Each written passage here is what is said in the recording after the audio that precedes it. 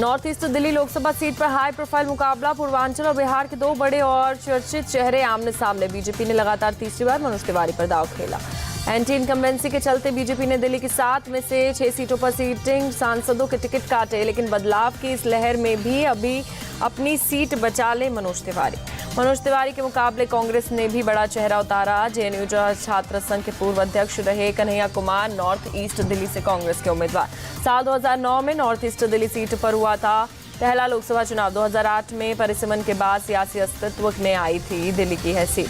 2009 से पहले चुनाव में कांग्रेस के हाथ लगी थी बाजी। जयप्रकाश अग्रवाल ने बीजेपी के बैकुंठ लाल शर्मा को करीब 2.25 लाख वोटों से दी थी शिकस्त। 2014 में आम आदमी पार्टी के आने से इस सीट पर हुआ था त्रिकोणीय मुकाबला। 1,44,000 वोटों से जीतकर पहली बार संसद पहुंचे थे बीजेपी के मनोज तिवारी। आम आदमी पार्टी ने बिगाड़ा था कांग्रेस का खेल उस वक्त और 4,52,000 वोटों के साथ दूसरे नंबर पर रही थी आम आदमी पार्टी। बहुत बड़े अंतर के साथ तीसरे नंबर पर खिसक गई थी कांग्रेस। 2019 में चुनाव में कांग्रेस ने मनोज तिवारी के खिलाफ शीला दीक्षित को उतारा। इस बार और बड़े अंतर से जीते मनोज तिवारी। करीब 3,66,000 वोटों से हार गई थी पूर्व मुख्यमंत्री।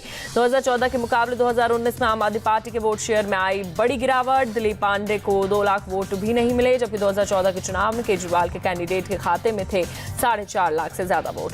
इस बार कांग्रेस और आम आदमी पार्टी साथ मनोज तिवारी के लिए मुश्किलें खड़ी कर सकता है दोनों दलों का गठबंधन। हालांकि पिछले चुनाव में दोनों पार्टियों के वोट शेयर को जोड़ दें तो भी मनोज तिवारी को हराना आसान नहीं। कन्हैया कुमार के लिए मुश्किलें खड़ी कर सकती है कांग्रेस के अंदर की नाराजगी। बाहरी कन्हैया कुमार को टिकट देने से पार्टी के कई नेता अंदर खाने नाराज। टुकड़े टुकड़े गैंग का नैरेटिव भी पड़ सकता है भारी। नॉर्थ ईस्ट दिल्ली लोकसभा क्षेत्र में तेजी से बढ़ रहा है बीजेपी का ग्राफ। 2009 के 33% 7 वोट शेयर के मुकाबले 2019 में 54% वोट मिले। हालांकि विधानसभा चुनाव में आम आदमी पार्टी पड़ रही है भारी। नॉर्थ ईस्ट दिल्ली लोकसभा क्षेत्र के अंतर्गत विधानसभा की 10 सीट। 2020 के विधानसभा चुनाव में 2 पर बीजेपी को छोड़ बाकी सभी 8 सीटों पर आम आदमी पार्टी का कब्जा।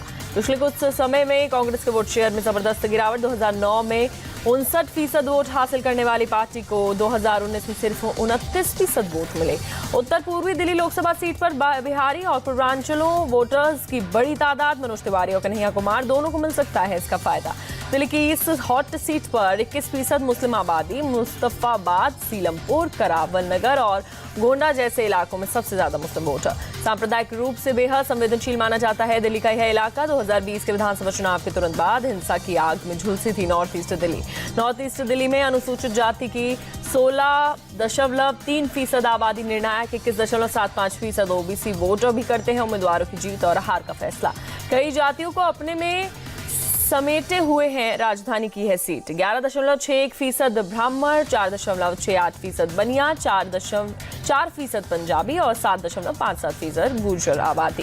राष्ट्रीय राजधानी की हिस्सा होने के बावजूद विकास में काफी पीछे है नॉर्थ ईस्ट दिल्ली का इलाका।